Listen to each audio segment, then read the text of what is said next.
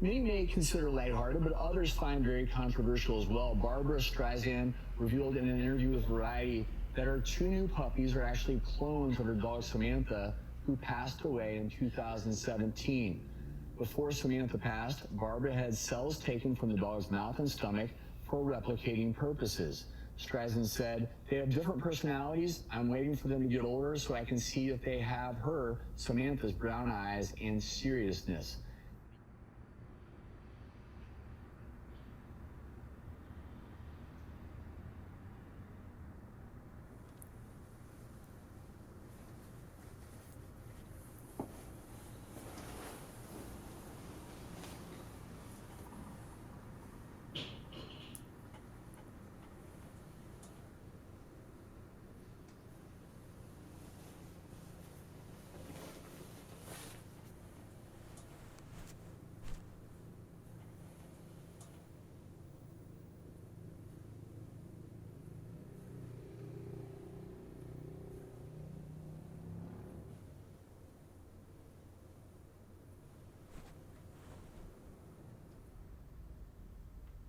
Barbra Streisand's decision to clone her dog is rekindling the debate over cloning pets. Are you fighting over the same toy?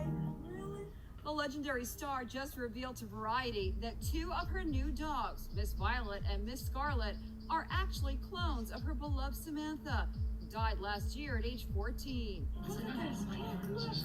But today, PETA is criticizing Streisand's decision to clone her pet rather than adopt. "We feel Barbara's grief at losing her beloved dog," the animal rights group tweeted, but would also love to have talked her out of cloning. What's your good boy? Cloning pets is a growing phenomenon.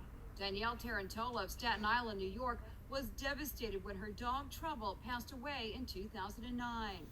So this is the original Trouble? Yes.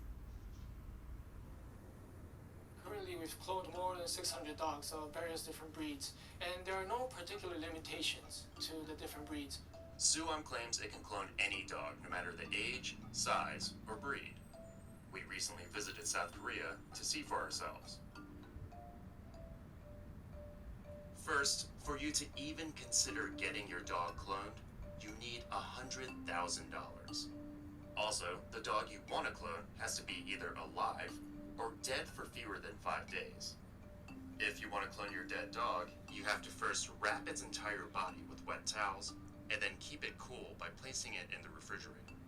You can't freeze it. All of this may seem a bit odd, but Suam needs live skin cells in order to clone your dog. This process prevents the skin on your dead dog from drying out or freezing, and it gives Suam the highest chance of finding preserved skin cells. Next, you need to take your dog to the vet and get a biopsy sample. Using a tool called a biopsy punch, your veterinarian will cut out an 8mm wide sample of flesh from the abdominal area of the dog. If your dog is alive, just one sample is enough. But if your dog is dead, you'll need to provide Suam with as many samples as possible to increase the chances of finding live skin cells. You then pack the sample with ice packs in a styrofoam box to keep it chilled and expedite it to Suam, which you can do so using normal shipping services like FedEx. And once the sample has passed through Korean customs, which can take an additional 2 to 3 days, Suam can finally get to work on cloning your dog.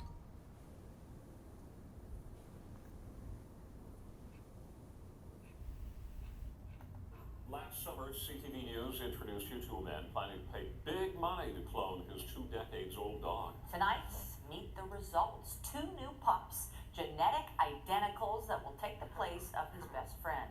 CTV's Scott Lightfoot has more. Go. Not long after this interview last August, Matthew Johnson's beloved dog, Woofy, died.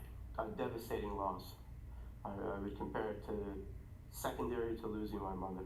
Johnson was in the process of working with an American company to clone his 20-year-old dingo shepherd cross, and just 2 days ago he met not 1, but 2 canine clones, genetic replicants named Blondie and Woofy Jr.